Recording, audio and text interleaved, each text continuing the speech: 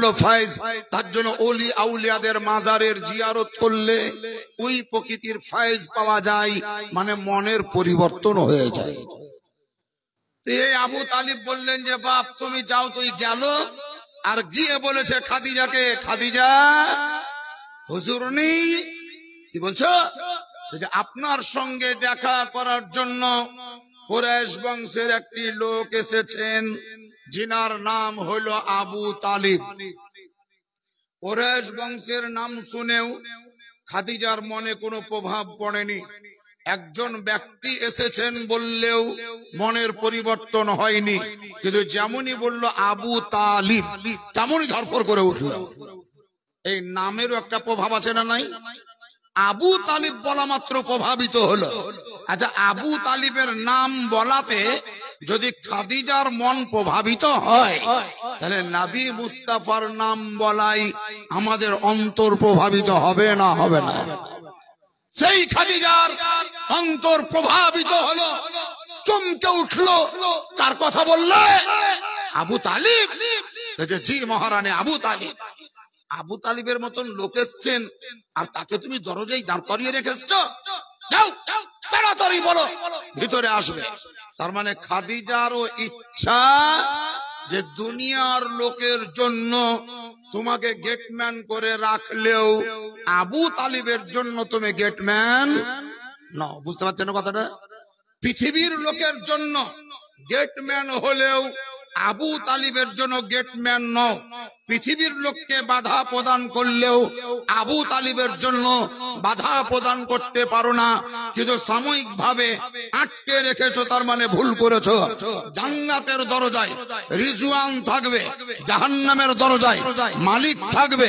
ফেরেশতার আদেশের উপরে আমল করবে, কিন্তু ফেরেশতা রিজওয়ান জান্নাতের দরজায় দাঁড়িয়ে থাকবে কোন কারণে? কারণটা হচ্ছে একটাই, সবাইকে জান্নাতে ঢুকতে দিবে না, সবাইকে জান্নাতে প্রবেশ করতে দেবে না। নো এডমিশন বলবে, আপনার প্রবেশ নিষিদ্ধ তাই বলবে। কিন্তু আল্লাহ বলছেন, হে রিজওয়ান, তুমি দুনিয়ার লোকের জন্য বাধা প্রদান করতে পারো, কিন্তু আমার নবীর যারা গোলাম হবে তাদেরকে তুমি বাধা দিতে পারো না। তাদের জন্য তুমি প্রহরীদার নয়, তাদের জন্য তুমি গেটম্যান নও। খাদিজার বাড়ির দরজায় যে গেটম্যান ছিল মক্কার লোকেদের জন্য গেটম্যান, কিন্তু আবু তালিবের জন্য নয়। জান্নাতের দরজায় যে গেটম্যান ফেরেশতা রিজওয়ান দুনিয়ার লোকের জন্য হতে পারে, কিন্তু নবীর যারা প্রকৃতপক্ষের গোলাম তাদের জন্য নয়। মানে খোলা অ্যাডমিশন, একদম প্রবেশ করো, নিষেধ নেই, বাধা নেই, আপত্তি নেই। খাদিজা প্রভাবিত হলেন, বললেন পাঠাও। আবু তালিব ভিতরে গেলেন, কিন্তু সঙ্গে ওই নবী মুস্তাফা, যুবক ছেলে, জওয়ান ছেলে।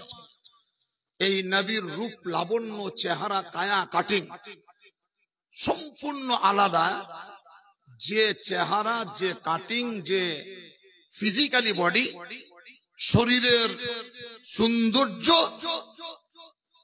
পূর্বে কোনদিন ধ্যান দেন এই জায়গাটায়। সব কথা নয়, এক একটা কথা নোট করে রাখবেন। সব কথা নয়, এক একটা কথা নোট করবেন, এতেই কাজে লাগবে। নবী মুস্তাফার প্রতি খাদিজার যখন দৃষ্টি পড়ল, তো খাদিজার অন্তরের চোখ বলছে, খাদিজা, যেই দেহ, যে শরীর, যে রূপ লাবণ্য, যে কায়া কাটিং তুমি দেখছো, এই কাটিং এর সন্তান, এই কাটিং এর লোক ইতিপূর্বে কি তোমার চোখ দেখেছে? তো খাদিজার দিল বলছে যে না, আমি পূর্বে কোনোদিন এইরকম কাটিং এর লোক দেখিনি, আগামীতেও কোনোদিন দেখতে পাবো না। এই ছেলেটা আমার মতন, আমি ওর মতন, ও ওর মতন, এরকম হয় না, হয় না বলে না? এই ছেলেটা হয়ে যাবে গোট্টে ওর দাদর মতন, গোট্টে ওর চাচার মতন, গোট্টে ওর বাপের মতন। বিটি ছেলে যদি হয়তো বলবো নানির মতন। আর একটা মেয়ে হয়েছে তো আর দাদি বলছে কেমন গে দিদি, ফুফু মাসি, ফুফুদের দিকে আসেনি, আর খালার দিকে চলে গেছে, আর খালার দিকে চলে গেছে। কিন্তু নবী মুস্তাফার ব্যাপারে আজ পর্যন্ত কেউ বলতে পারেনি যে দাদুর দিকে গিয়েছে না নানার দিকে গিয়েছে, কেউ বলতে পারেনি। কেন জানেন? আল্লাহ তাআলা, ধ্যান দিয়ে শুনেন এই জায়গাটা, আল্লাহ তাআলা আপনাকে আমাকে তৈরি করেছেন নিজের ইচ্ছায় তার মতো।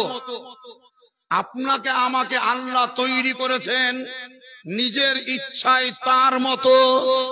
আর আমার নবী মুস্তাফাকে আল্লাহ তৈরি করেছেন আমার নবীর ইচ্ছায় নবীর মনের মতো। আমি যেমন হতে চেয়েছিলাম তেমন আল্লাহ তৈরি করেনি। এই ছেলেটা যেমন হতে চেয়েছিল তেমন তৈরি করেনি, আল্লাহ যেমন চেয়েছিল তেমন তৈরি করে দিয়েছে।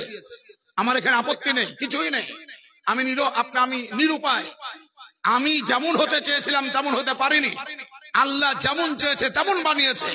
কিন্তু আমার নবী মুস্তাফাকে আল্লাহ তৈরি করার সময় নবীর মত নিয়েছিলেন, নবীর মতামত জানতে চেয়েছিলেন।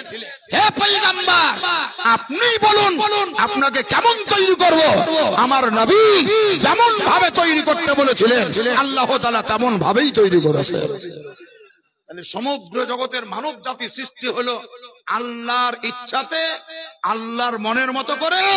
আর শুধুমাত্র নবী তৈরি হলেন আমার নবীর মনের মতো করে। বলেন, যে নবী নিজের মনের মতো হয়ে তৈরি হয়েছে সেই নবীর সঙ্গে কাউরির মেল হবে না? ইম্পসিবল। যার জন্য খাদিজার দিল চোখ বলছে কোনদিন এইরকম কায়া কাটিং এর লোক দেখিনি, আর কোনদিন দেখবো না। যা হোক, ওটাও মুখ ফুটে ব্যক্ত করেনি। আপনি এসছেন, বসেন। আবু তালিবকে বসালেন, দিয়ে বলছেন বলেন কি খবর? আপনার মতন একজন সম্ভ্রান্ত পরিবারের মহান ব্যক্তির আমার এই গৃহদ্বারে পদার্পণ, আগমন, ব্যাপারটা কি? কি বিষয় নিয়ে আপনি এসছেন? মানে তাড়াহুড়া করছেন, কি বিষয় নিয়ে এসছেন বলেন। আবু তালিব বলেন, খাদিজা শোনো, আমি তোমার কাছে ব্যক্তিগত কোনো প্রার্থনা, ব্যক্তিগত কোনো আবেদন, ব্যক্তিগত কোনো দরখাস্ত, ব্যক্তিগত কোনো অভিযোগ নিয়ে কোনোদিনই আসিনি। আজকে আসার কারণ, এই যে ছেলেটা দেখছো, এই ছেলেটা হলো আমার আপন ভাতিজা। এর বাপ নাই, এর মাও নাই, দাদাও মারা গিয়েছে, মানে আমার বাপ মরে গিয়েছে। এখন বর্তমানে ছেলেটা বাপ মরা মা মরা, গৃহ আপনার কে বলছে অভিভাবকহীন। আমি বর্তমানে তার মাথার ছাতা বলো তাও, অভিভাবক বলো তাও, চাচা বলো তাও, বাপ বলো তাও, আমি সব। আমারও তো বয়স হয়ে যাচ্ছে খাদিজা, দেখতে পাচ্ছ বয়স হয়ে গেল, মুরব্বী হয়ে গেলাম, আমিও তো মরবো। আমি মরার আগে চাইছি আমার ছেলেটাকে স্বয়ং সম্পূর্ণ করে তুলতে, নিজের পায়ে খাড়ো করতে। তো নিজের পায়ে খাড়ো হবে কিভাবে? কিছু উপার্জনের দরকার, ইনকামের দরকার। ইনকাম কোথায় পাবে, কোন জায়গায় খাটতে যাবে, কে মানবে কে মানবে না। তাই আমি গোটা মক্কা খুঁজে তোমাকেই চয়ন করলাম, তোমার বাড়িটাকে আমি সিলেক্ট করলাম।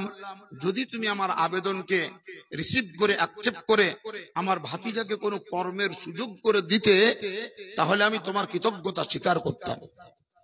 খাদিজা বলছে, হুজুর আপনার মতন লোক আমার কাছে আপনার ভাতিজাকে কাজে লাগাবেন, যার জন্য এত বড় বাঁধন বাঁধতে হবে? আপনি টুক করে দরজায় দাঁড়িয়ে যদি বলতেন এই খাদিজা ছেলেটাকে কাজে লাগিয়ে নাও, তো আমি তখনই কাজে লাগিয়ে নিতাম। এত বড় বাঁধনের প্রয়োজন ছিল না। তো যা হোক, আপনি আপনার রীতির উপরে আমল করেছেন। আপনাকে এক কথাতে অ্যান্সার দিচ্ছি, 5 দিন পর নয়, 6 দিন পর নয়, আজ থেকেই, এখন থেকেই আমার দরবারে আপনার ভাতিজার চাকরি সিলেক্ট হয়ে গেল। জান, কোন চিন্তা নেই। মানে লোক লাগবে না, ফাঁকা নাই, প্লেস নাই, কোটা ফাঁকা নাই, মেলায় লোক কি করে নিব, কোনো বাহানা নাই। নবীকে দরবারে রাখবে, তার জন্য খাদিজা কোনো বাহানা খুঁজেনি। তার কারণ খাদিজার দিল প্রমাণ করেছিল, খাদিজা এইটাকে নেওয়ার জন্য কোনো তাল বাহানা করিও না, বরং তুমি এরই বাহানাতে পৃথিবীতে জাগ্রত হয়ে যাবে, মরার পরেও তোমাকে দুনিয়া মরতে দিবে না।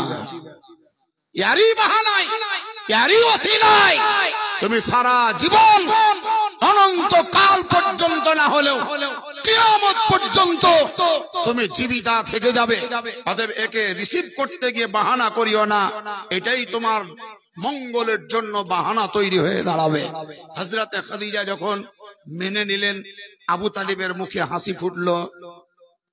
নবী করিম সাল্লাল্লাহু আলাইহি ওয়াসাল্লামের মাথা পিঠে হাত বুলিয়ে বললেন, দেখো বাপ, আমি কোনোদিন কাউরির জায়গায় কোনো বাড়িতে তোমাকে রাখিনি, আজকে প্রথম রেখে যাচ্ছি।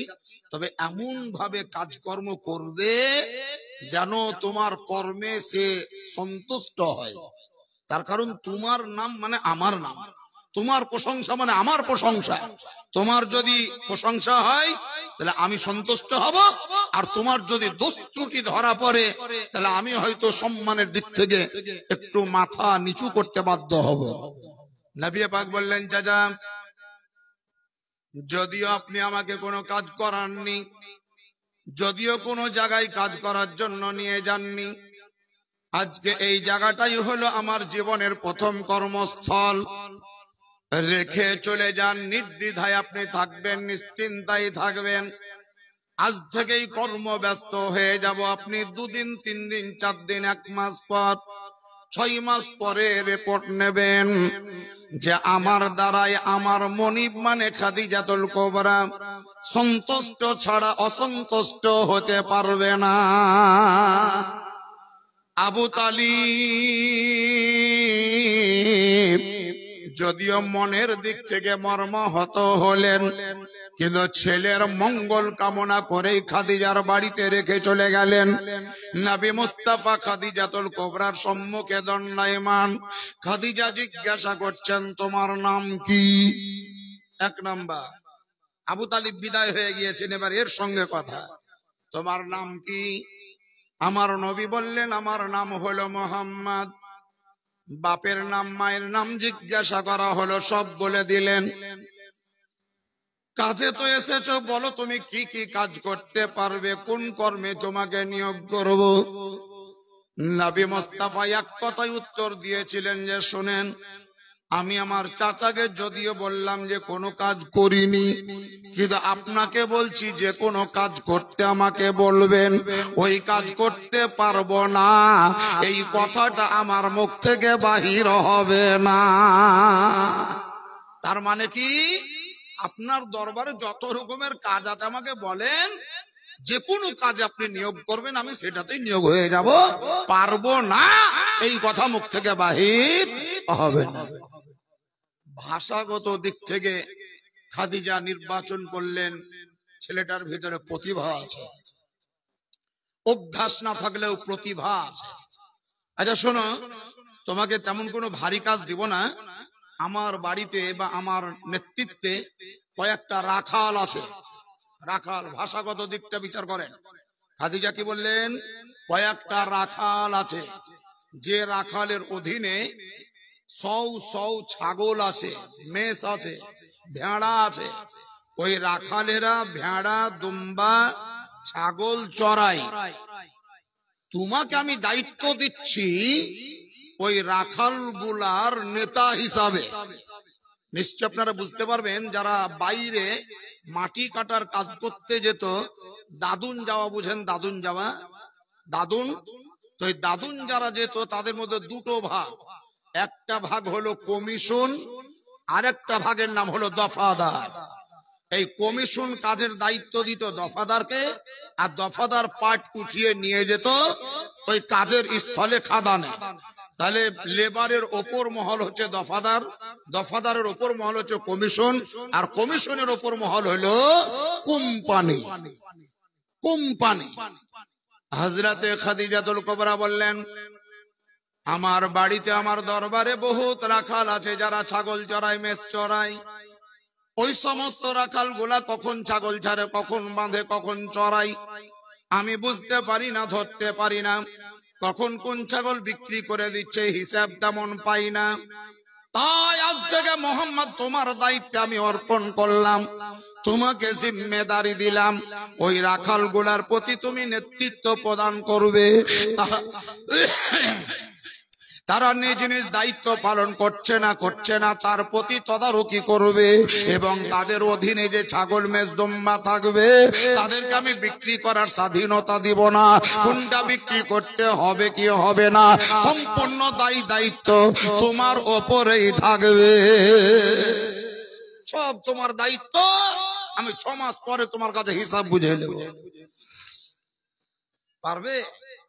নবী বললেন আমি আগেই তো বলেছি পারবো না, এই কথা শুনতে পাবেন না।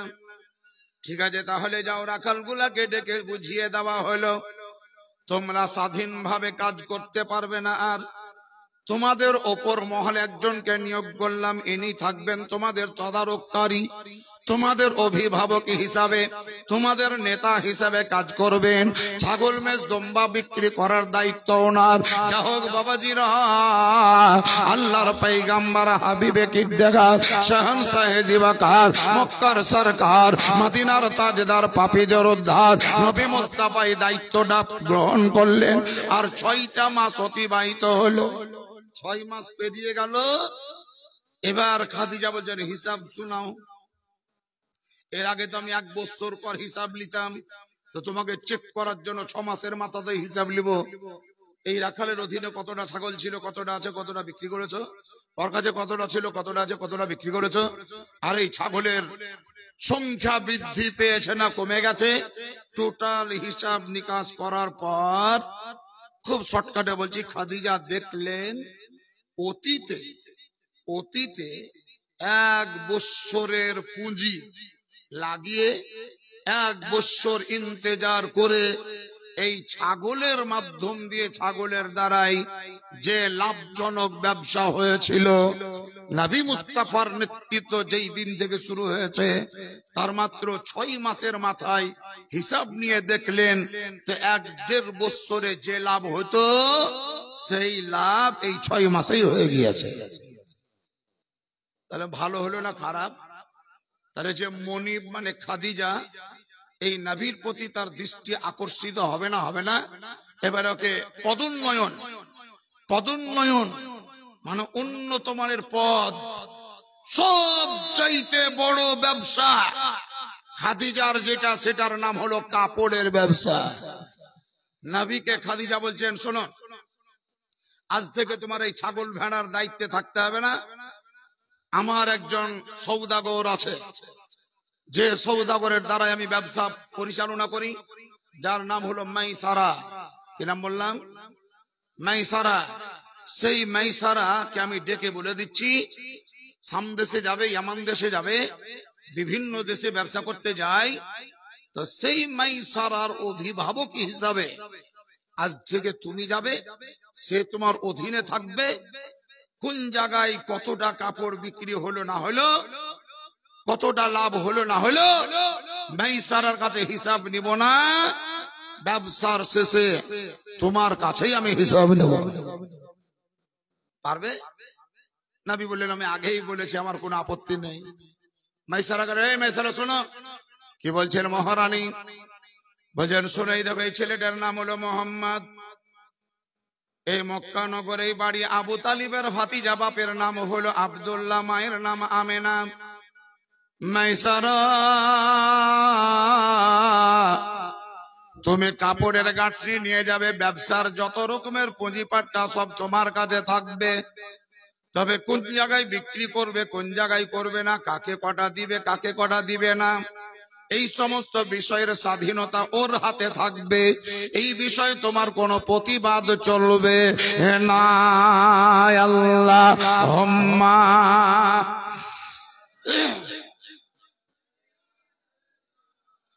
মাওলানা মুহাম্মদ ওয়া আলা মাওলানা মুহাম্মদ। জোরে জোরে পড়ো না, আল্লাহুম্মা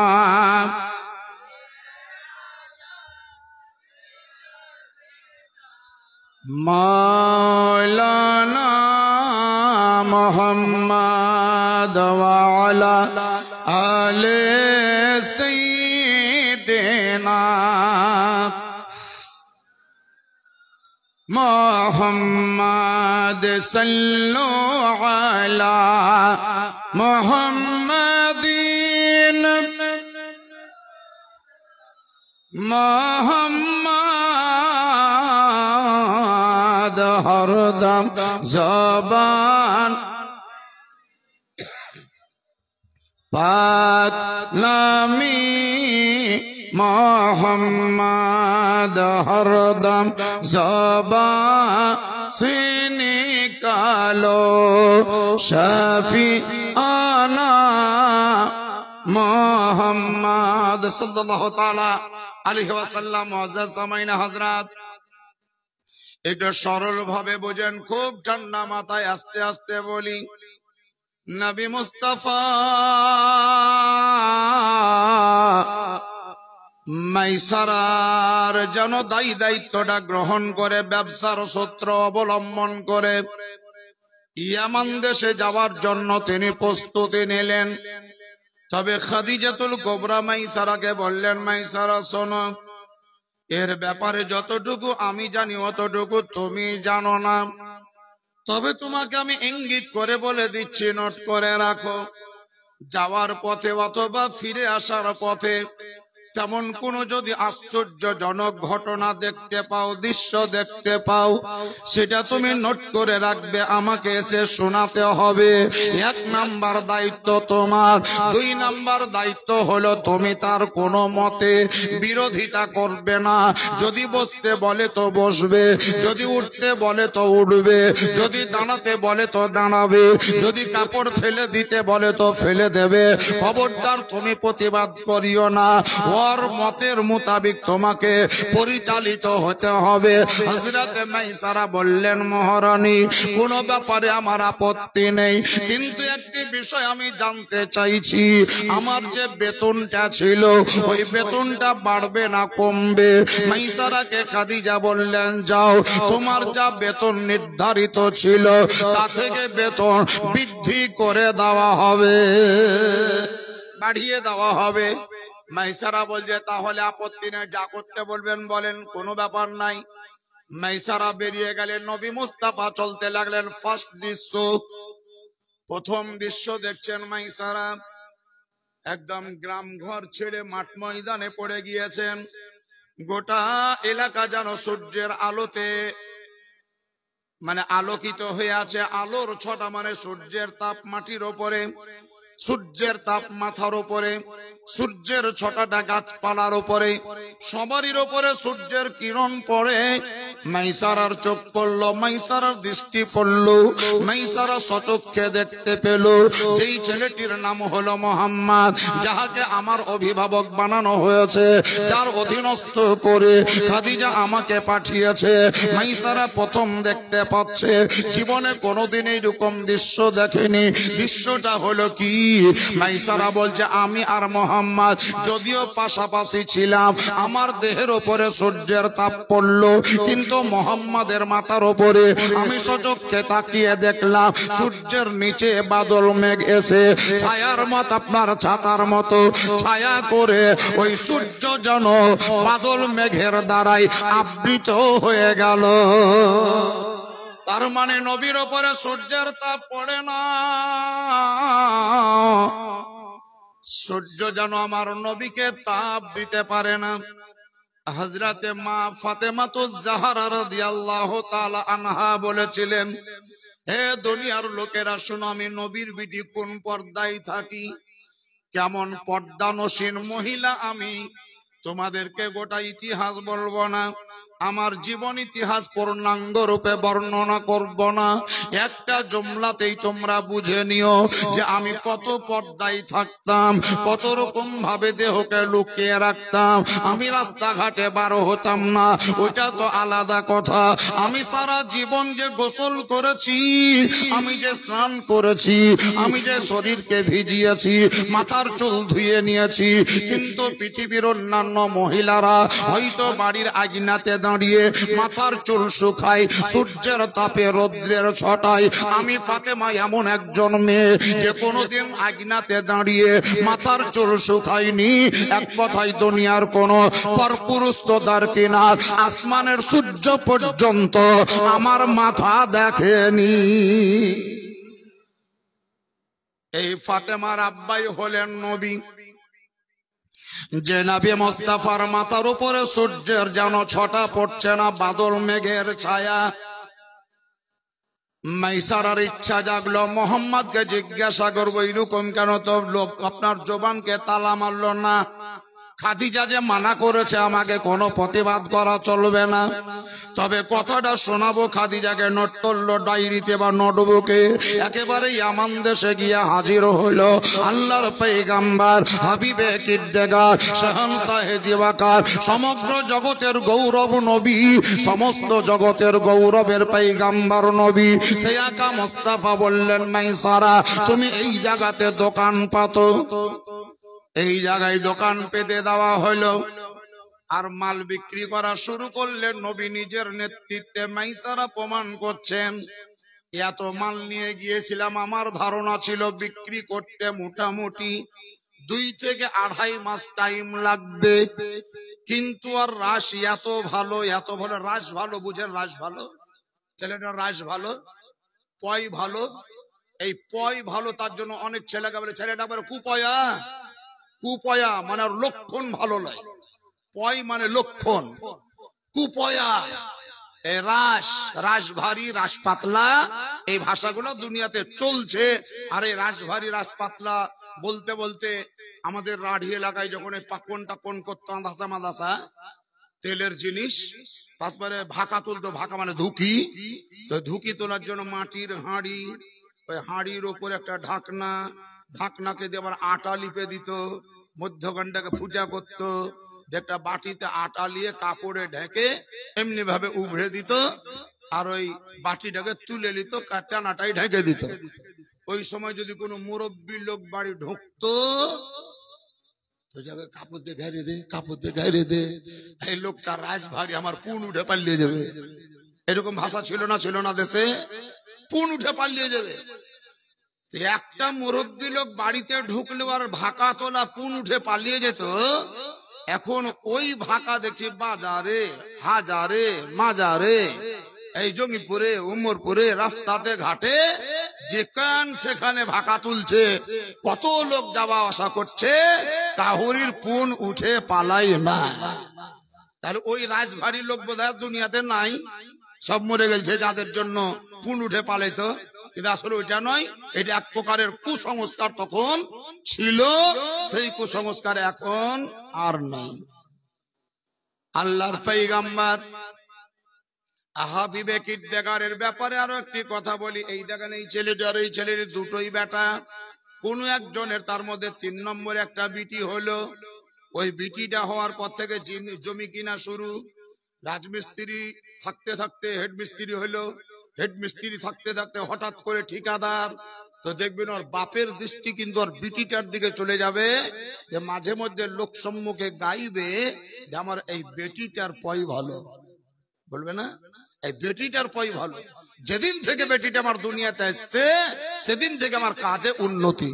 আমি এমনি মিস্ত্রি ছিলাম, হেড হয়ে গেলাম, হেড মিস্ত্রি থাকতে থাকতে ঠিকাদার হয়ে গেলাম। তারপরে বিটিটা আসার পরেই আল্লাহ আমার বরকত দিয়ে দিয়েছে। বাবাজিরা, এই জিনিসগুলো যেমন আমরা বাহ্যিক দৃষ্টিতে দেখতে পাই, আল্লাহর পয়গম্বর আকা মুস্তাফার পয় এত ভালো, নবী মুস্তাফার এত আকর্ষণ ছিল যে মালপত্র বিক্রি করতে 2 থেকে 2.5 মাস টাইম লাগতো। মাইসারা বলছে সেই মাল 15 দিনে হাওয়া। খরিদ্দার এলো, বললাম আর যাবে না পাওয়া, মানে 15 দিনে শেষ। বেশি দিন লাগলো না। নবী মুস্তাফার এটা আকর্ষণ ছিল। মালপত্র সব বিক্রি হয়ে গেলে টাকা পয়সা গুটিয়ে নবী বলছেন মাইসারাকে চলো বাড়ি। রোজের বাড়ি যাবেন? হ্যাঁ চলে যাবেন। গুটাগাটি চলছে, আর সঙ্গে এসেছিল আর একজন, কিছুক্ষণ পূর্বে নাম বললাম আবু সুফিয়ান। এই আবু সুফিয়ানও গিয়েছিল সেই সূত্রে ব্যবসায়ী। চট করে এসে নবী মোহাম্মদকে জিজ্ঞাসা করছে, বাবা মোহাম্মদ জি, তোমার মালপত্র কি বিক্রি হয়ে গিয়েছে? বলে হ্যাঁ। কি করবে এখন? বাড়ি চলে যাব। কি করব? বাড়ি যাব। মাল নাই, বিক্রি হয়ে গেছে, বসে বসে খেলে তার হবে না, বাড়ি যাও। আবু সুফিয়ান বলছে, কিছুদিন দাঁড়াইতে, আমারও কয়টা মাল আছে, বিক্রি করে নিতাম, দিয়ে একসঙ্গে যেতাম। ইনি বলেন যে না, যেহেতু আমি পরের কাজ করতে এসেছি, খানো খাই বেকার আমি বসে থাকবো, তো জবাবদেহি করতে হবে, আমি বেকার বসে থাকবো না, মালপত্র বিক্রি যেহেতু হয়ে গেছে, সেহেতু আমি অনায়াসে বাড়ি চলে যাবো।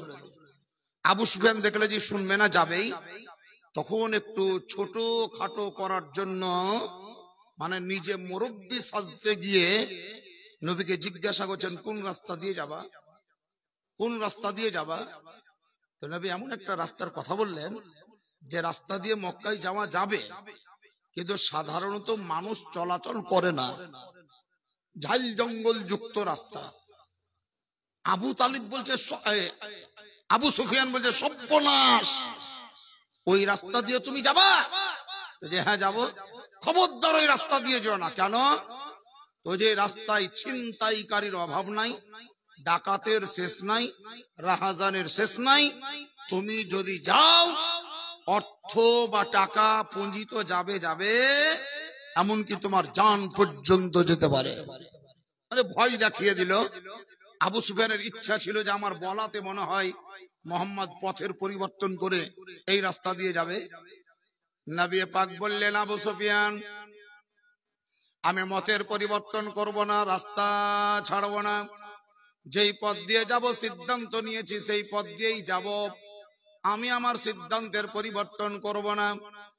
আবু সুফিয়ানের কথাগুলা শুনে মাইসারার অন্তর চাইছে যে আবু সুফিয়ান ঠিক বলছে, আবু সুফিয়ান ঠিক বলছে, কিন্তু মোহাম্মদ তো নিজে বলতে পারে না যে হুজুর ঠিকই বলছে, এটাই চলেন, এটাই চলেন। কেন?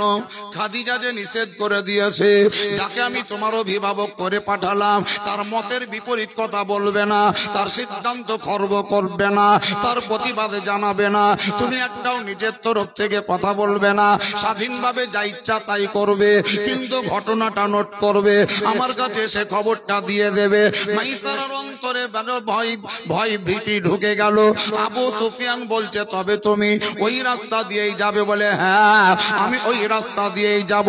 মন মন যেন আবু সুফিয়ান বলতে লাগলো, খাদিজা, বড় তোমার বুদ্ধির তারিফ, এমন একটা ছেলেকে তুমি দায়িত্ব দিয়ে পাঠিয়েছো, সেই ছেলেটা হঠকারিতা, এক জিদাইলে নিজের জিদের উপরে অটল থাকে, মুরব্বিদের কথা শুনলো না, মুরব্বিদের কথা মানলো না। তবে আমার মন বলছে, খাদিজা, ওদেরকে তুমি খুঁজে তো পাবে না, পাবে না, এমনকি তোমার ব্যবসার পুঁজি পর্যন্ত থাকবে না। এবার রেগে বলছে, চাও তাহলে, আর বলার কিছু নাই। আচ্ছা, এখানে আবু সুফিয়ানের কথা নবী মানলেন না, তার মানে মুরব্বির কথাকে ডিনাই করা হলো না, হলো না? এই জায়গাটাকে বুঝেন। একটু আগে যেমন বুঝালাম যে আবু তালিবের কথার বাইরে উনি করলেন না, তার মানে চাচার শ্রদ্ধা করলেন বা চাচাকে প্রাধান্য দিলেন। এই জায়গায় আবু সুফিয়ান তো মুরব্বি, সে আত্মীয় হিসাবে কেউ না হলেও মুরব্বি তো বটে। ওই মুরব্বি লোকটার কথা নবী যে আমল করলেন না, তার মানে একটা মুরব্বি লোককে অবমাননা করা হলো, অশ্রদ্ধা করা হলো, তাকে নেগলেক্ট করা হলো, হেয় করা হলো, ছোট করা হলো। তাহলে এবার হয়তো কেউ দোষ ধরলে ধরতে পারে যে মোহাম্মদ নবী কেমন আদর্শবান, ওই মুরব্বী লোকটার কথার উপরে আমল করলো না। এটা আপনাদের ব্রেন, এটা আমাদের ব্রেন, কিন্তু নবী কেন তার কথার উপরে আমল করেননি, এটা আমার নবী মুস্তাফাই জানেন। তখন পর্যন্ত আবু সুফিয়ান জানতে পারেনি।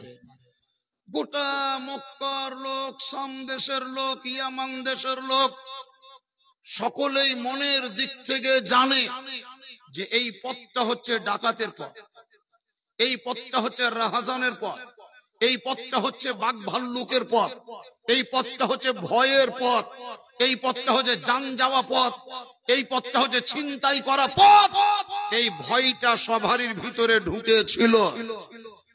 নবী মুস্তাফা যদি ওই রাস্তাটাকে ছেড়ে আবু সুফিয়ানের কথা মোতাবেক এই রাস্তা দিয়েই যেতেন, তাহলে দুনিয়ার লোক যে ভয় করত সেই ভয় নবীর ভিতরেও ছিল, এটাই প্রমাণ হইতো। বুঝতে পারলেন না? বোধহয় বুঝতে পারলাম না আমি। একটা ছেলে হয়তো ওখানে যাই না, ভয় লাগছে, ভূত আছে বলে। এবার আমিও যদি এই জায়গায় না যাই, তাহলে ওই ছেলেটা যেহেতু ভূতের ব্যাপারে ভয় করছে, আমিও তার মানে ভয় করলাম, আমিও যাই না ওই জায়গায়। তারপর ওই ছেলেটার আমি একই হয়ে গেলাম। গোটা এলাকার লোক ওই রাস্তাটাকে ভয়জনক ভাবে, নবী আমার যদি আবু সুফিয়ানের কথা মোতাবিক এই পথ ধরে চলে যেতেন, ওই পথটাকে বর্জন করতেন, তাহলে এটাও হয়তো প্রমাণিত হতো যে দেখ নবী মুহাম্মাদের ভিতরে বাঘ ভাল্লুকের কত ভয়, ডাকাতের কত ভয়, ছিনতাইকারীর কত ভয়, যে আবু সুফিয়ান একবার ভয় দেখালে তো রাস্তা ছেড়ে ওই দিকে চলে গেল। নবী প্রমাণ করতে চেয়েছিলেন দুনিয়া যাকে দেখে ভয় করে, নবী তাকে দেখে ভয় করে না। কিন্তু মাইসারার অন্তরের ভয় যায় না। ওই জঙ্গল দিয়ে পথ চলা শুরু, লম্বা জঙ্গল, লম্বা পথ অতিক্রম করতে হবে। মাইসারার দিলটা যেন ছোট হয়ে গেল, মনটা ছোট হয়ে গেল, মরতে আজ হবেই। বেটা বিটি কাউকে দেখতে পাবো না, স্ত্রীর সঙ্গে দুটো বাক্যালাপ হবে না। হঠাৎ করে মাইসারার চোখের মধ্যে ধরা পড়লো যেন বড় বড় লম্বা লম্বা হরিণার উট গুলা। হরিণার উট জঙ্গলের দিকে দেহকে লুকিয়ে রেখে লম্বা লম্বা মাথাটাকে বার করে রাস্তার দিকে তাকিয়ে আছে। ওই দৃশ্যটা মাইসারা দেখে বড় ভীতু হয়ে গেল। এই তো ডাকাতের দল পথ অবরোধ করেছে, নিশ্চয়ই ডাকাতেরা কোনো জায়গায় লুকিয়ে আছে, এক্ষুনি আমাদের উপরে আক্রমণ করবে, এক্ষুনি আমাদের উপরে হামলা চালাবে, আমাদের উপরে যেন অ্যাটাক করবে। আর জান বাঁচবে না, আর হয়তো দুনিয়াতে থাকতে পাবো না, আজকে আমাদের দুনিয়ায় থাকা শেষ। এটা মাইসারার জানে ভয়। কিন্তু নবী মুস্তাফা ওই দৃশ্যটা দেখে সন্তুষ্ট হননি, নবী আমার ভয় পাননি। যেমন ভাবে এগিয়ে যাচ্ছিলেন তেমনটাই ভাবে এগিয়ে গেলেন।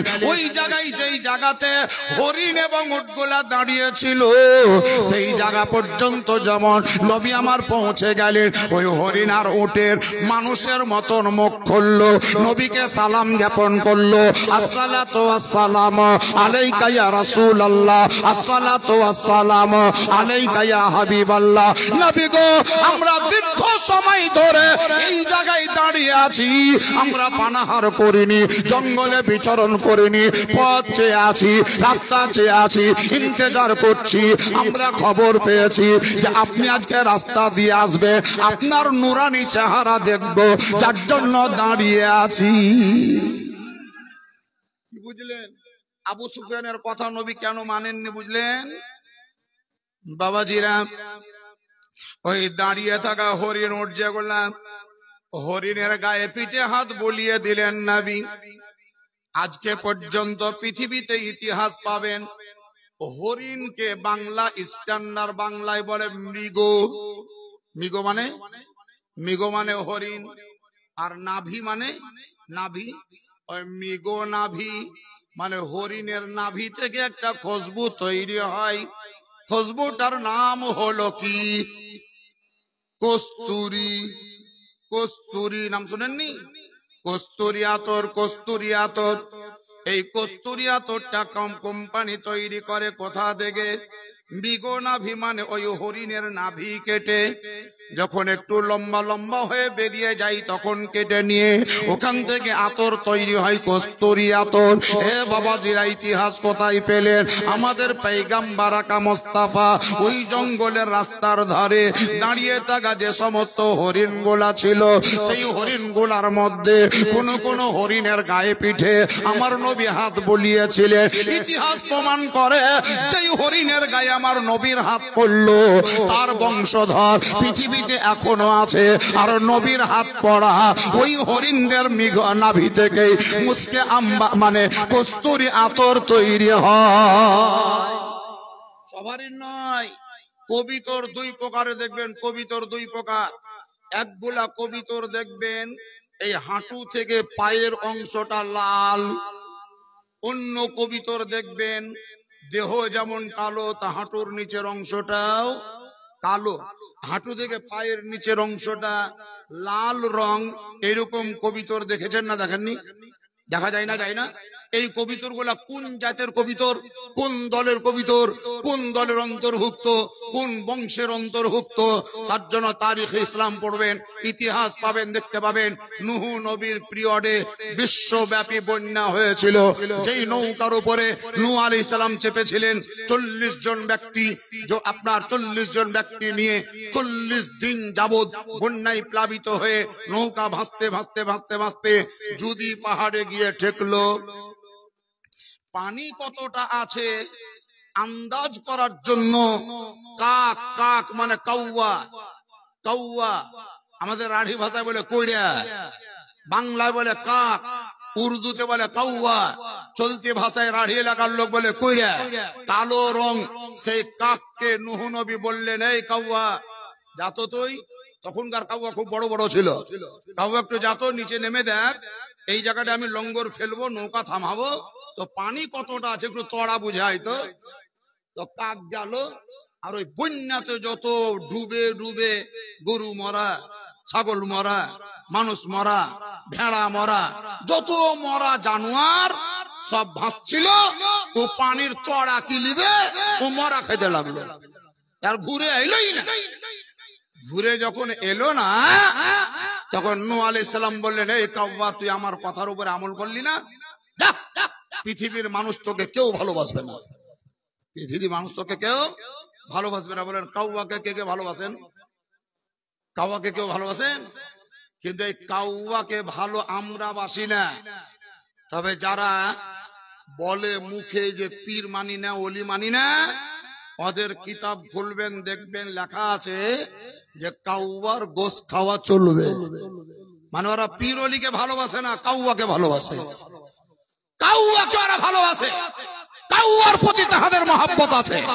এর জন্য তো আফসোস করি আমরা যে জ্ঞান থাকার পরেও তোমরা অজ্ঞান কেন সেজেছ। কাউয়া এলো না, নূহ আলাইহিস সালাম এখনো লঙ্গর ফেলেননি, পানির তড়া বুঝতে পারেননি। শেষ পর্যন্ত ওই নৌকাতেই থাকা কবিতরকে বললেন, যা তুই একবার যা তো। ও তো এলো না, ও তো এলো না, তো তুই যা, এখানে একটু নেমে দেখ, পানির তড়াটাই না আমাকে দে। এই কবিতর গেল, পানিতে নামলো। তখনকার কবিতর খুব বড় আকারের, তো ওই পানি তোর হাঁটু পর্যন্ত ডুবলো, হাঁটু পর্যন্ত। যতটুকু বন্যার পানিতে তার এই পা ডুবে ছিল, বন্যার পানিতে যদি দীর্ঘ সময় ধরে আপনি নেমে দাঁড়িয়ে থাকেন, তো দেখবেন উঠার সময় মনে হবে এই নিচু অংশতে আপনার রক্ত বলে কিছু নাই, বেলা মাছের মতন সাদা হয়ে গেছে। তখনকার পানি ছিল লাল, ওই কবিতরের হাঁটু পর্যন্ত ডুবেছিল। তাই বন্যার পানিতে ডুবার কারণে ওই কবিতরের হাঁটু লাল। হযরতে নূহ আলাইহিস সালাম ওই জাতীয় কবিতরের জন্য দোয়া করে দিলেন, কবুতর যা, তুই যখন আমার কথাকে প্রাধান্য দিয়ে আমল করে পানির তড়া বুঝিয়ে দিলি, খবরটা দিলি, পৃথিবীর লোক তোকে ভালোবাসবে। সুবহানাল্লাহ বলবেন না? আচ্ছা বলেন তো, কবিতরকে মানুষ দুনিয়ার ভালোবাসে না, বাসে না? পৃথিবীর মানুষ ভালোবাসে না? চলেন মদিনায় কত কবিতর দেখবেন। মক্কায় অত কবিতর পাবেন না যত কবুতর আপনি মদিনায় পাবেন। মদিনাতে ঝাঁকের ঝাঁক, হাজারের হাজার কবুতর পাবেন, কিন্তু মক্কাতে অত নাই। এই কবুতরকে মানুষ ভালোবাসে। একজন নবীর দোয়া কবুল হলো। আজ পর্যন্ত যে কবিতরের দেখবেন হাঁটুর নিচু অংশ লাল, আপনি বুঝে নেবেন এই কবিতরটা ওই কবিতরের বংশের। কোন কবিতরের বংশের? ওই বংশের নূহ নবীর জামানার, যে বন্যার পানিতে নেমে তড়া এনে দিয়েছিল, ওই বংশের কবিতর এটা। এখন বর্তমানে যে হরিণের আপনার নাভি থেকে কস্তুরী পাওয়া যাবে, আপনি বুঝে নেবেন এই হরিণটা ওই হরিণের বংশের, যে হরিণের গায়ে আমার নবী মুস্তাফা হাত বুলিয়েছিল। নবী মুস্তাফা হাত বুলিয়েছিলেন যে হরিণের গায়ে, তার কাছ থেকেই কস্তুরী হয়। যাদের গায়ে হাত পড়েনি তাদের কাছ থেকে কস্তুরী পাওয়া যায় না। আর এটাও বাস্তব কথা যে সব হরিণ কস্তুরী দিতে পারে না। আর সালাম দিল তো মাই সারার জানে জান হইল, যাই হোক জানটা বাঁচলো। এত বড় ইতিহাস হবে জানা ছিল না। চট্টরের উপরে একদম খাদিজার বাড়ি। খাদিজাতুল কুবরা বড় চালাক। উনি খবর পেয়েছেন যে আমার সওদাগররা বাড়ি আসছে, তাই তিনি মহিলা হলেও বুদ্ধিমতী মেয়ে, সামাজিক জ্ঞান রাখতেন যেমন, দূরদর্শিতাও ছিল তেমন। এই মা খাদিজাতুল কুবরা বড় শিক্ষিতা মেয়ে, ট্যালেন্ট মেয়ে, অভিজ্ঞ মেয়ে, সম্ভ্রান্ত পরিবারের বিটি এবং বৌমা। গোটা মক্কা নগরের দৃষ্টি আকর্ষণ করেছেন যিনি, তিনি ছতের উপরে উঠলেন। ছতের উপরে, আজকে আমরা অনেক সময় ছতের উপরে উঠে, পীর সাহেব আসছে তো মা বোনরা ছতের উপরে উঠে দেখে, বিয়ে এলে হয়তো দেখে, আর কিছু এলে ছতের উপরে উঠে দেখে। নবী মুস্তাফা সহ মাইসারা ঢুকবেন দরবারে, খাদিজা উপরে উঠেছে, জানতে দিব না বলে।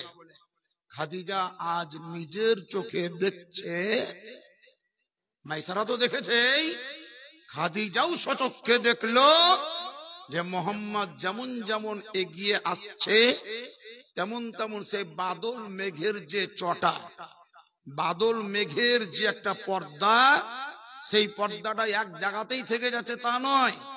মোহাম্মদ যেমন যেমন এগিয়ে গিয়ে যাচ্ছে, সূর্যকে আড়াল করে করে ওই বাদল মেঘের চটাটাও নবী মোহাম্মদের মাথার উপরেই থাকছে। তার মানে খাদিজাও দেখে নিল যে সূর্যের তাপ নবী মোহাম্মদের উপরে পড়তে দেয় না। তার মানে এটা আলাদা ছেলে, আলাদা লোক। সব দেখে বিচার বিবেচনা করেও নীরব। মাইসারা ঢুকলেন, মাইসারার কাছ থেকে যা শোনার শুনলেন। খাদিজাতুল কুবরা বললেন, আমি এগুলা জানি, ওগুলা বলতে হবে না, যাও তুমি কেটে পড়ো। নবী মুস্তাফাকে কল করলেন, দরবারে ডাক দেওয়া হলো। নবীর নিকট থেকে হিসাব পত্র যা নেওয়ার সব নিয়ে নিলেন। আল্লাহর পয়গম্বর আকা মুস্তাফাকে খাদিজা জিজ্ঞাসা করলেন, বাড়ি যাবে? নবী মুস্তাফা বললেন, আব্বা তো নাই, মা তো নাই, তবে অভিভাবক বর্তমানে আবু তালিব, যিনি আমার চাচা, উনি যে আমাকে রেখে গিয়েছেন, মিডিল আমার যাওয়া হয়নি, উনিও আমাকে দেখতে আসেননি। তাই আমার মন চাইছে একবার যদি যেতে পেতাম তাহলে চাচার সঙ্গে দেখা করে আসতাম। খাদিজা বললেন, মোহাম্মদ তুমি যাও, দেখা করে এসো, আমি আপত্তি করছি না। তবে একটা কথা আমি বলছি, তুমি কান খাড়ো করে শোনো। নবী আমার কর্ণপাত করতে লাগলেন। খাদিজা বললেন, আমার দুটো বিয়ে হয়েছে, একটা স্বামী আমার সন্তান রেখে মারা গিয়েছে, দ্বিতীয়বার বিবাহ করলাম, সেই স্বামীরও ঔরসজাত সন্তানের মা হইলাম। আল্লাহর কি মর্জি আমি জানি না, দ্বিতীয় স্বামীটাও মারা গিয়েছে। পর পর দুটো স্বামী মরে যাওয়ার কারণে আমি খাদিজা মনের দিক থেকে সিদ্ধান্ত নিয়েছিলাম, একেবারে অটল ছিলাম, জীবনে আর কোনোদিন বিবাহ করব না, বিবাহ বন্ধনে আবদ্ধ হব না, আমি আর কাউরির অধীনে যাব না, আমি আর পরাধীন হতে পারবো না, আমি স্বয়ং সম্পূর্ণ হয়ে ব্যবসা বাণিজ্য করে জীবিকা নির্বাহ করব। কিন্তু মোহাম্মদ শোনো, আমি তোমার নিকটে আমার মনের সিদ্ধান্তের পরিবর্তন করে মত ব্যক্ত করছি। আমি তোমাকে বিবাহের পয়গাম দিচ্ছি, যদি তুমি রাজি থাকো। মানে খাদিজা বলছেন, বিবাহের পয়গাম দিচ্ছি যদি তুমি রাজি থাকো। নবী আমার এক বাক্যে রাজি হয়ে গেলেন তা নয়। নবী পাক রাগ করেননি, গোসা করেননি, মুচকি হাসিও হাসেননি, বড় ভদ্রতার পরিচয় দিয়ে বলেছিলেন, খাদিজা প্রস্তাব আমি শুনলাম, পেলাম, ইয়ে সুবর্ণ, আমি কিছুই বলছি না। তার কারণ অভিভাবক যেহেতু আমার চাচা আছেন, তার মতামত না নেওয়া পর্যন্ত আমি কোনো উত্তর দিব না। বলেন, চাচাকে প্রাধান্য দেওয়া হলো না, হলো না? চাচাকে প্রাধান্য দিলেন নবী। আমার চাচার মতামত না জানা পর্যন্ত আমি কোনো অ্যান্সার দিব না। খাদিজা বললেন ঠিক আছে যাও, তুমি তোমার চাচার মতামত জেনে আমাকে খবরটা দিও। নবী আমার বিদায় হলেন। ইত্যবৎসরে এই রাস্তাতে ওই খাদিজা রাদিয়াল্লাহু তাআলা আনহা উম্মুল মুমিনিন, সমস্ত মুসলমানদের জননী, সমস্ত মুমিন জগতের, মুসলমান জগতের যিনি মা, বড় শ্রদ্ধেয়া মা, বড় সম্মানিতা মহিলা, জান্নাতি রমণী খাদিজা রাদিয়াল্লাহু তাআলা আনহা, একজন মহিলাকে তিনি সিলেক্ট করলেন যে মহিলাটি খাদিজার নিজের ভাবি, নিজের ভজ মানে ভাবি। ইনাকে বললেন তুমি এক কাজ করো তো, এই কিছু উপহার, পুরস্কার, ইনাম, মিষ্টি ফিষ্টি এখন আছে, তখন মিষ্টি ছিল না, যাহাই ছিল সেগুলা দিয়ে বললেন এই রাস্তা দিয়ে যাও আবু তালিবের কাছে। আবু তালিবকে গিয়ে বলো যে খাদিজা আপনার ভাতিজার ব্যবহারে সন্তুষ্ট, এই কারণে আপনার ভাতিজাকে খাদিজা বিয়ে করতে চেয়েছে। আপনার মতামত কি বলেন? আর আপনার ভাতিজার যদি দ্বিমত থাকে তো একমত করে দিয়েন। এদিকে গোয়েন্দা মানে ঘটক যাকে বলা হয়, এই ভাবি হিসাবে খাদিজার তরফ থেকে আবু তালিবের কাছে গিয়ে সব বলেছে। আবু তালিবের মতামত হইল এখানে কি আর না বলার কোনো রাস্তা আছে? এই বিয়ে যদি হয়তো সুনাই সুহাগা, আমার ভাতিজার কপাল, আমার ভাতিজার নসিব, মানে তিল থেকে তাল হয়ে যাবে, গরিব থেকে বড় লোক হয়ে যাবে, ছোট থেকে আমির হয়ে যাবে। এক কথাই টাকার অভাব থাকবে না, জমি জায়গার অনটন থাকবে না। ঠিক আছে তুমি যাও, আমি ভাতিজাকে বুঝিয়ে বলবো, আমার ভাতিজাকে যা বলবো আমার ভাতিজা তাই শুনবে, আমার কথার বাইরে যাবে না, আমার কথার বিরোধিতা করবে না। আমার বড় বিশ্বাস আছে আমার ভাতিজা আমার মতের বাইরে কোনোদিন কাজ করেনি, আজকেও করবে না। এইদিকে সুফিয়া বিদায় হয়ে গেল। ইত্যবৎসরে আল্লাহর নবী আকা মুস্তাফা আহমদ মুস্তাফা নবী মুহাম্মদুর রাসূলুল্লাহ সাল্লাল্লাহু তাআলা আলাইহি ওয়াসাল্লাম চাচাকে দেখা করার জন্য বাড়িতে প্রবেশ করলেন। যেমনই চাচার উপরে নবীর দৃষ্টিপাত হলো, তেমনি ভাতিজাকে দেখে আবু তালিব বলছে বাপ মুহাম্মদ, তোমার কপাল, তোমার নসিব, তোমার ভাগ্য, তোমার তাকদীর, তোমার মতো ভাগ্যবান আমি আর কাউকে দেখতে পাই না, তোমার মতো নসিবওয়ালা দ্বিতীয় কাউকে পাওয়া যায় না, তোমার মতো লাকি ম্যান আমি দুনিয়াতে কাউকে দেখতে পাচ্ছি না। যত বলারও ভুলেই গেছে, সব বলেই যাচ্ছে। নবী বুঝতে পারেন না, বুঝতে পারেন না বলা যাবে না। নবী পাক তো বুঝতে পারছেন, কিন্তু নবী উত্তরে কিছু বলেন না। শেষ বেলায় জিজ্ঞাসা করলেন চাচা আপনি এত কথা বলছেন আমার ব্যাপারে, কি ব্যাপার বলুন। আবু তালিব বলছে বাপ মুহাম্মদ শোনো, বড় তাজ্জুবের ব্যাপার, আশ্চর্যের কথা। কি করে যে তার মত হলো আমিও ভাবতে পারি না। যে খাদিজার বাড়িতে দীর্ঘদিন ধরে তুমি কর্ম করে এলে, ওই খাদিজা বড় সম্ভ্রান্ত পরিবারের মেয়ে খাদিজা, অনেক অর্থবান মহিলা, ধন দৌলত অট্টালিকার অধিকারী মহিলা খাদিজা। ওই খাদিজা সিদ্ধান্ত নিয়েছিল জীবনে আর বিবাহ করব না, কিন্তু তোমার চালচলনে, তোমার ব্যবহারে মুগ্ধ হয়ে মতের পরিবর্তন করে মত পাঠিয়েছে, তোমাকে বিবাহ করার জন্য পাইগাম দিয়েছে। খাদিজা তোমাকে নিজের ইচ্ছায় বিয়ে করতে চাওয়া, এটা বিরাট ব্যাপার ভাতিজা, বিরাট ব্যাপার, কপালের ব্যাপার। তো তোমার মুখের কথা শোনার জন্য আমি ইন্তজার করছি, তুমি বলো কি করতে চাও, হ্যাঁ অথবা না। এবারে নবীর ভাষা শোনেন। কিতাবের মধ্যে লিখিত আছে আমার পয়গম্বর আকা মুস্তাফা বলেন চাচা আপনার মতের বাইরে কাজ করব না, এটা বাস্তব, কিন্তু আমার তরফ থেকে দুটো শর্ত আছে, যেটা মেনে নিতে হবে। শর্তগুলা যদি মেনে নাই তাহলে আমার আপত্তি নাই, আর যদি ওই শর্তের ওপরে যদি আমল না হয় তাহলে আমার উপরে রাগ করবেন না, আমি এই বিবাহ হতে রাজি নই। আবু তালিব বললেন বাপ তোমার শর্তগুলাই আগে বলো শুনি।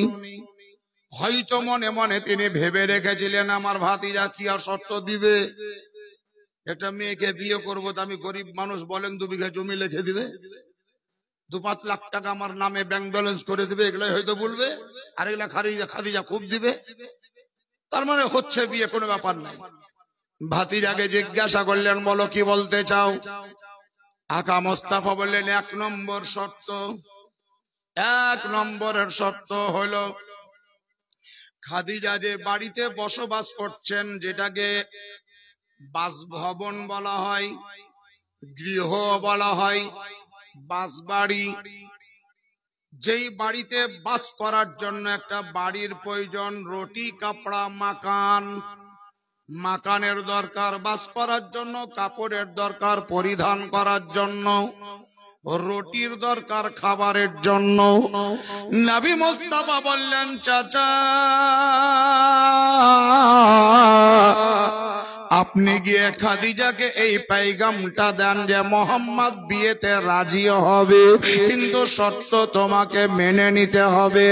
1 নম্বরের শর্ত হলো তোমার বাসভবন ছাড়া ব্যবসার পুঁজি, ব্যবসার কাপড়, তোমার জমি জায়গা, আপনার অস্থাবর স্থাবর যাহা আছে সমস্ত কিছুকেই আল্লাহর ওয়াস্তে আল্লাহকে রাজি করার জন্য গরিব মিসকিনদের মধ্যে বিনা স্বার্থে বিতরণ করে দিতে হবে। 1 নাম্বার হলো শর্ত। 2 নাম্বার শর্ত হলো বিবাহ বন্ধনে আবদ্ধ হওয়ার পর মুহাম্মাদের সঙ্গে সংসার করার সময় যদি কোনোদিন তুমি খাবার খেতে বসো, এমন সময় যদি কোনো অন্য ক্ষুধার্ত ব্যক্তি আসে দরখাস্ত যদি করে, তাহলে নিজে না খেয়ে ওই চাহানেওয়ালা পথিককে দান করে দিতে হবে। এই কথাগুলা গিয়ে বলেন না। আবু তালেব মুখ ফুটে বলতে পারলেন না, কিন্তু মনে মনে বলছেন ভাতিজা তুমি মুখে বললা না বিয়া করব না, কিন্তু এমন প্রস্তাব দিলা যে এই বিয়া কোনোদিন হবে না। নবী মুস্তাফা বললেন খাদিজা মানবে কি মানবে না এটা ওর ব্যাপার, তবে আপনাকে দায়িত্ব দিলাম তার কাছে খবর পৌঁছে দেওয়া। আবু তালেব পৌঁছালেন।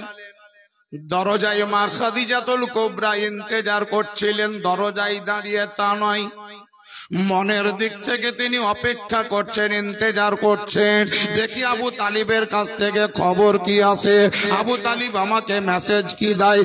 সময়তে আবু তালিব গিয়ে উপস্থিত হলেন। আবু তালিবের মনটা খারাপ, মনটা যেন বড় কষ্টময়, দুঃখজনক মনটা, চোখের ছায়া যেন চেহারায়। খাদিজাতুল কুবরা দেখে জিজ্ঞাসা করলেন আবু তালিব কি ব্যাপার, আপনার মুখে হাসি কেন ফুরিয়ে গেছে, হাসিটা কেন হারিয়ে গেছে, আপনার চোখের ছায়া চেহারায় কেন দেখতে পাওয়া যাচ্ছে? হযরতে আবু তালিব বললেন হে খাদিজা শোনো, যেটা ভাবছিলাম সেটা হবে না, তুমি যেটা চাইছিলে ওইটা হবে না। খাদিজা বলছে কি হবে, কি হবে না ওইটা পরের কথা, আগে বলে তো আমাকে দেন, আগে তো মনের কথা ব্যক্ত করে। আবু তালিব বললেন শোনো, আমার ভাতিজা বিয়েতে রাজি হবে, আমার ভাতিজা বিয়েতে রাজি হয়েছে, কিন্তু দুটো শর্ত দিয়েছে। 1 নম্বরের শর্ত হলো তোমার বাসভবন ছাড়া যত সাই সম্পত্তি জমি জায়গা পুঁজি পাট্টা আছে সব দান করে দিতে হবে। বিবাহের পরে তার সংসারে থাকাকালীন খাবার খেতে বসে যদি কোনো ভিখারি আসে নিজে না খেয়ে ওকে খাবার দিয়ে দিতে হবে, এই শর্তটা দিয়েছে, যেটা তুমি মানতে পারবে না। খাদিজা বলছেন তাজ্জুবের কথা বলছেন, আমি এই সমস্ত জিনিসগুলা মেনে নেব, যেটা তো পরের কথা। ওই মোহাম্মদ যদি আমাকে আরো কোনো বড় ধরনের শর্ত দিত আমি সেটাও মেনে নিতাম, আপত্তি করতাম না। জান খবর দান, মেনে নিলাম, জান সব শর্ততে রাজি।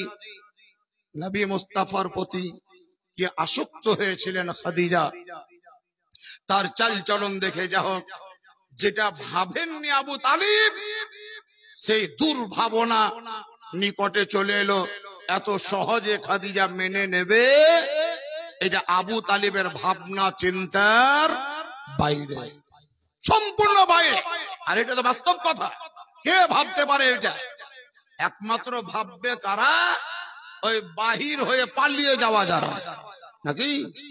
পালিয়ে যাওয়া গেল বাদ আলাদা, কিন্তু সুস্থ মস্তিষ্কে ঠান্ডা জেহানে কোন একজন মহামানবের ক্ষেত্রে সুবহানাল্লাহ নবী মুস্তাফার বিবাহ বন্ধনে আবদ্ধ হওয়ার জন্য এত বড় কুরবানি দেওয়া, এত বড় স্বার্থ ত্যাগ করা অন্য কোন মহিলার পক্ষে সম্ভব না হলেও আমাদের মা খাদিজাতুল কুবরার পক্ষে সম্ভব হয়েছে। সুবহানাল্লাহ, জোরে বলুন। এই খাদিজা সম্মানিতা মেয়ে, তারপরেও খাদিজার সমালোচনা করেছেন একজন বক্তা। এই খাদিজাতুল কুবরার যদি কোনো বক্তা বক্তব্য রাখতে গিয়ে কটূক্তি করে, সমালোচনা করে, অন্য কোনো অফেন্সিভ ভাষা বলে, তাহলে জানতে হবে নবীর স্ত্রীর সমালোচনা করলো। আর নবীর স্ত্রী যারা, তাদেরকে উম্মুল মোমেনিন বলা হয়, মুমিন ব্যক্তিদের মা বলা হয়। তাহলে যে নবীর স্ত্রী মানে উম্মুল মোমেনিন মা খাদিজাতুল কুবরার কুৎসা গাইবে, সমালোচনা করবে, বদনাম করবে, খারাপ ভাষায় স্মরণ করবে, সে হাজারো ভালো বক্তা হলেও সে ইমানদার বক্তা হতে পারে না। সে নিজেও ইমানদার বক্তা নয় এবং তার বক্তব্য শুনে অন্য কোন মানুষ ইমানদার হতেও পারবে না। যাই হোক বাবাজিরা, সব বক্তার বক্তব্য শোনা আপনাদের সাধারণ মানুষ যারা উচিত নয়, উচিত নয়, উচিত নয়। কেন?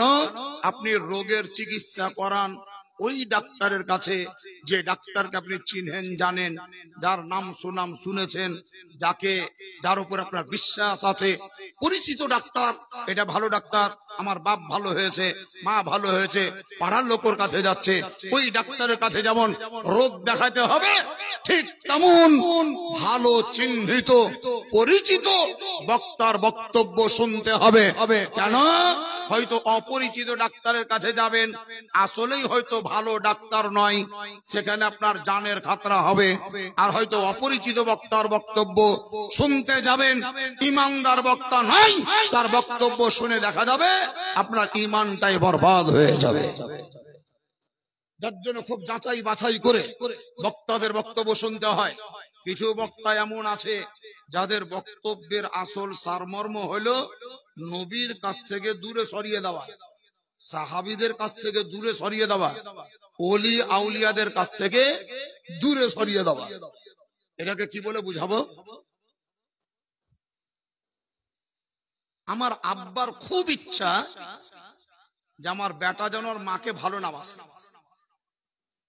আমার বাপ ইচ্ছা পোষণ করে নিয়েছে আমি আমার স্ত্রীর কাছ থেকে আমার বেটাকে আলাদা করে দেবো, মানে শ্রদ্ধা আছে ওটা রাখতে দিব না। তো ভাত খেতে বসে যে বাপ বেটা একসঙ্গে, আমার আব্বা বলছে কেমন করে চাল রেঁধে আছে দেখো তো, আঁখাড়িতে পাথরে ভর্তি, দেখতো বেটা, দেখতো বেটা, তোর মায়ের কাজ ঠিক করেছে। তার মানে কি আমার মায়ের কিছু একটা বদনাম আমার সামনে ব্যক্ত করছে আমার বাপ, কিন্তু বাপকে আমি শ্রদ্ধা করি, এই কারণে আমি প্রতিবাদ করতে পারি না।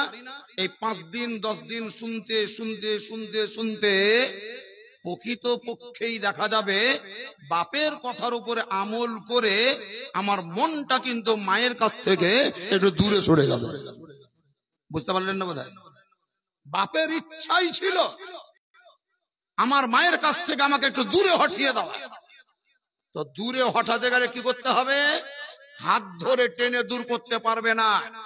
বেটার সামনে বেটার মায়ের একটা একটা একটা একটা করে একটু একটু করে সমালোচনা করতে হবে, তাহলে দেখবেন বেটার মেমোরিতে ঢুকবে, আর ঢোকা মাত্রই আলাদা হয়ে যাবে। ওয়াহাবি গায়র মুকাল্লিদ বাদ মাযহাব যারা, তাদের উদ্দেশ্যই হলো মানব জাতিকে, মুসলমানদেরকে নবীর কাছ থেকে দূরে সরিয়ে দেওয়া। যার জন্য বলবে নবী গায়েব জানে না, নবী আমাদের মতোই মানুষ, আমরা যেমন খাই নবী খেত, আমরা যেমন চলি নবীও চলতো, এইরকম বলতে বলতে বলতে বলতে নবীর কাছ থেকে দূরে সরিয়ে দেওয়া, সাহাবায়ে কেরামদের কাছ থেকে দূরে সরিয়ে দেওয়া, আউলিয়ায়ে কেরাম বুজুর্গানে দ্বীনদের কাছ থেকে দূরে সরিয়ে দেওয়া, এটা হচ্ছে তাদের মেন উদ্দেশ্য। মেন উদ্দেশ্য যেই কাজটা এক সময় শয়তান করত, সেই কাজটাই বর্তমানে শয়তানের চেলা সেজে এরা করছে। যার জন্য তাদের প্রলোভনে না পড়ে আমরা যেই বলিষ্ঠ জায়গায় মজবুত জায়গায় আছি সেই জায়গাতে অটল থাকার চেষ্টা করবেন। আল্লাহ রাব্বে কায়নাত আপনাদের আমাদের সকলকে যেন বোধ শক্তি দান করেন। জোরে বলুন আল্লাহুম্মা আমিন। আবু তালিব অত্যন্ত খুশি হলেন, বাড়িতে গিয়ে আমার নবীকে বললেন, ভাতিজা মারহাবা, তোমার প্রস্তাব খাদিজা কবুল করে নিয়েছেন। নবী বললেন কবুল? বলে হ্যাঁ, তাহলে আমি রাজি। খাদিজা যদি আমার শর্ত মেনে নিয়েছে তাহলে আমার পূর্বের মত যা ছিল সেই মত এখনো, আমি সেই বিবাহে রাজি। যাই হোক, আল্লাহ রাব্বে কায়নাতের হুকুম, আল্লাহর ইচ্ছা, আবু তালিবের নেতৃত্বে, আবু তালিবের খুতবা পাঠদানে, মানে আবু তালিব নিজে খুতবা পড়েছিলেন এবং সেই বিবাহ মাহফিলে কিছু শিরনিও বিতরণ করা হয়েছিল। এটা হাদিস শরীফে লেখা আছে। কিছু শিরনি মানে খুরমা বিতরণ করা হলো। আর আবু তালিবের নেতৃত্বে নবী মুস্তাফার সঙ্গে আমাদের উম্মুল মুমিনিন মা খাদিজাতুল কুবরার 3 নম্বরের বিবাহ সুসম্পন্ন হলো। জোরে বলুন আলহামদুলিল্লাহ। এই বিয়ে উপলক্ষে আমরা মেলা রকমের সরঞ্জাম করি আমাদের চলতি ভাষায়। অত সরঞ্জাম তখন ছিল না। হাদিস শরীফে একটা জিনিস আছে লেখা, বিবাহের পূর্বে গায়ে হলুদ মাখা এটা জায়েজ, হলুদ মাখা জায়েজ, কিন্তু ডান্স দেওয়া জায়েজ নয়। কাদা নিয়ে একজন অন্যজনের গায়ে ছিটিয়ে দেওয়া জায়েজ নয়। হাড়ির কালি নিয়ে কাউরির গালে মাখিয়ে দেওয়া জায়েজ নয়। হলুদ মাখা জায়েজ, কিন্তু বেটা ছেলে যদি হয় তাহলে ওই সমস্ত মেয়েরাই সেই ছেলেটাকে হলুদ মাখাবে যে মেয়েরা তার বিবাহ বন্ধনের দিক থেকে অবৈধ হবে, মানে নিজের মা, নিজের খালা, নিজের ফুফু, নিজের দাদি, নিজের নানি, নিজের বোন, এই কয়টি মহিলা ছাড়া অন্য কোনো মেয়ে হলুদ মাখাতে পাবে না। এবার বলবে আমরা তো মেখাছি, আগে আগে মেখাছেন, এখন তার মাখিয়েন না। আর যাদের বিয়ে হয়নি তাদের জন্য শরীয়তের আইন কি বললাম, নিজের মা বেটাকে হলুদ মাখাবে, আপত্তি নেই। বোন হলুদ মাখাবে, আপত্তি নেই। দাদি হলুদ মাখাবে, আপত্তি নেই। নিজের নানি হলুদ মাখাবে, আপত্তি নেই। নিজের ফুফু হলুদ মাখাবে, আপত্তি নেই। তারপরে আরেকটাকে, হ্যাঁ, নিজের খালা, নিজের খালা যদি হয় তাহলে হলুদ মাখাবে, আপত্তি নেই। কিন্তু ভাবি হয়ে দেওরকে হলুদ মাখাতে পাবেন। কিন্তু এমন সমাজ হয়ে গেছে যে ভাবি হয়ে যদি দেওরকে হলুদ না মাখায় তো শাশুড়ি আবার লব ভুলেছে। কেমন বহু গে তোর আগে আমার ছেলে ডাকলে হলদির পার্টিতে বসে আছে, হলদি গালা মাখাইতে পারিস না, যাই তালা উতালা করে মাখিয়ে দেখা। এবার ই তালা উতালা করে মাখিয়ে দেখা যখন বললে তো ভাবিরাও সাহস পেলে এসে বলছে লাও কাপড় তো লো, ও তুলে দিলে লে ডট দে দেখি দে। এটা চলছে সমাজে, যেটা অবৈধ, নাজায়েজ, হারাম। এগুলা জিনিস থেকে বাঁচেন, এগুলা জিনিস থেকে বাঁচার চেষ্টা করবেন। সমাজকে হারাম কাজ মুক্ত করেন। কেউ যদি মদ্যপান করে আমরা সবাই লেগে ভিড়ে বলবো ও যেন মদ ছেড়ে দেয়, মদ যেন না খায়। তাহলে মদ খাচ্ছে ও একাই, আমি ওকে ছাড়াবার চেষ্টা করছি, তাহলে আমার ভাবি হয়ে আমাকে যে হলুদ মাখাচ্ছে এটা হারাম কাজ করছে, এটা আমাকে ছাড়াতে হবে না? হবে না? এই অভ্যাসটাও ছাড়াতে হবে। বিবাহ কোরআন মোতাবিক, হাদিস মোতাবিক। কোরআনে লেখা আছে ফানকিহু মা তাবা লাকুম মিনান নিসা, আল্লাহ বলছেন তোমরা বিয়ে করো। নবী পাক বললেন কি, আন নিকাহু মিন সুন্নতি, বিবাহ হচ্ছে আমার সুন্নাতের অন্তর্ভুক্ত, আমার তরিকার পর্যায়ভুক্ত। তাহলে আল্লাহ বিবাহকে সাপোর্ট করেন, নবী মুস্তাফাও বিবাহকে সাপোর্ট করেছেন এবং তিনি নিজেও বিবাহ করেছেন। তাহলে আপনিও নবীর উম্মত হিসাবে বিয়ে করলেন। তাহলে এই বিয়েটা আমাদের সমাজের দিক থেকে উচিত কোরআন এবং হাদিস মোতাবিক হওয়া। বিবাহের আগে, থুবড়া খাওয়ার আগে, মুখে ক্ষীর দেওয়ার আগে, গায়ে হলুদ দেওয়ার আগে মাওলানা সাহেবকে ডেকে আপনি বাড়িতে ফাতিহা করেন, মিলাদ করেন, আল্লাহ আল্লাহ রসুলের গুণগান করেন, মা ফাতেমাতুজ জাহরা হযরত আলীর বিবাহ সম্পর্কে কিছু আলোচনা করান, দিয়ে দোয়া খায়ের করে একটু মুখ মিষ্টি ছেলেটাকে বা মেয়েটাকে করিয়ে দেন। একদিন পর বা দুদিন পর সুন্দরভাবে সুন্দর তরিকায় কোরআন খানি করে, মিলাদ করে, দরুদ পড়ে, নাত পড়ে, গজল পড়ে, একদম ইসলামিক অনুষ্ঠান বানিয়ে, ইসলামিক সভা তৈরি করে, মাথায় টুপি দিয়ে ওযু করে সুন্দরভাবে আপনি বিবাহ পড়ান, বিবাহ করান, বিবাহ করেন, হাত তুলে আল্লাহর কাছে দোয়া করেন। ড্যান্স দেওয়া বন্ধ করে দেন, বক্স বাজা বন্ধ করে দেন, তালি মাখা বন্ধ করে দেন, হোলি খেলা বন্ধ করে দেন, রাগারাগি বন্ধ করে দেন, কুকীর্তি করা বন্ধ করে দেন। যেটাকে আল্লাহ পছন্দ করেন না, নবী পছন্দ করেন না, সেটাকে আপনি পছন্দ করছেন, তার মানে আপনি শরীয়তের বিপরীত কাজ করলেন, শরীয়তের বহির্ভূত কাজ করলেন। এতে আল্লাহ আপনার প্রতি নারাজ হবে, অসন্তুষ্ট হবে। সাপোজ ধরে নেন এই ধরনের জিনিসগুলা দিয়ে আপনি যদি বিয়ে করেন, তাহলে আপনি বিবাহিত সংসারে সুসন্তানের বাপ হবেন, সুসন্তানের মেয়েটি মা হবে, এই আশা করা যাবে না। ধর্মীয় দৃষ্টিতে কোরআন হাদিস মোতাবিক বিয়ে করেন, আল্লাহর কাছে দোয়া করেন, আল্লাহ তাআলার কাছে দোয়া করেন, তবেই যে আপনি সুসন্তানের অধিকারী হবেন। কিন্তু আজকাল বর্তমানে ছেলে মেয়েরা আমাদের বেড়া কেন? ওই যে ড্যান্স দেওয়া, মাজা হিলা, হোলি খেলা, কুকীর্তি করা, বক্স বাজা, যার জন্য ছেলে মেয়ে আমাদের ভালো হচ্ছে না। আমি যুবক ছেলেদেরকে বলবো, যুবক ছেলেদেরকে বলবো, মনের দিক থেকে জিদ তৈরি করো। বিয়ে যদি না করেছো, যেদিন বিয়ে করব আমি বক্সের পক্ষে থাকবো না, ডান্সের পক্ষে আমি নেই, বাজনার পক্ষে আমি নেই, গানের পক্ষে আমি নেই। এরকম যুবক যদি একটা মনের দিক থেকে অঙ্গীকার করতে পারে, অজগর পাড়ার কোন একটি যুবক ইনশাআল্লাহ আজিজ আমাদের জীবনী জালসা সাকসেস হয়ে যাবে, ধন্য হয়ে যাবে। তাহার দেখা দেখি আরো 5টা যুবকের মধ্যে প্রভাব পড়বে। জানেন, একটি মেসেজ দিয়ে দিচ্ছে আপনাদেরকে, গত রাত্রিতে একটা জালসা করে এলাম, 600 জন যুবক ছেলে, 600 জন যুবক ছেলে এক জায়গায় জড়ো হয়ে তার একটা টিম হয়েছে। 600 জন, 100 নয়, 200 নয়, একটা দুটো 50টা নয়, 600 জন।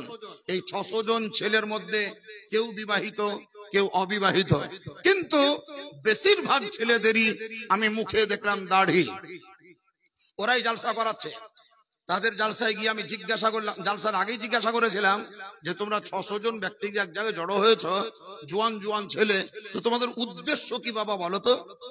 তারা আমাকে প্রাণ খুলে বলে যে হুজুর, আমাদের উদ্দেশ্য কি জানেন? আমাদের উদ্দেশ্য হচ্ছে যে আমাদের বন্ধুদের মধ্যে অনেক বন্ধু আহলে হাদিস আছে।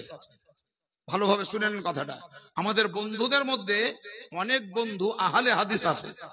যে আহলে হাদিস বন্ধুরা বিয়ে হয়নি, যুবক ছেলে, অথচ দেখছি মুখে দাড়ি, আবার 5 ওয়াক্ত নামাজ পড়ছে, ধর্মের সঙ্গে ওতপ্রোতভাবে জড়িত। আর ওই নামাজ পড়া দেখে, দাড়ি রাখা দেখে আমাদের এই যুবকদের মনের মধ্যে জিদ চলে এলো।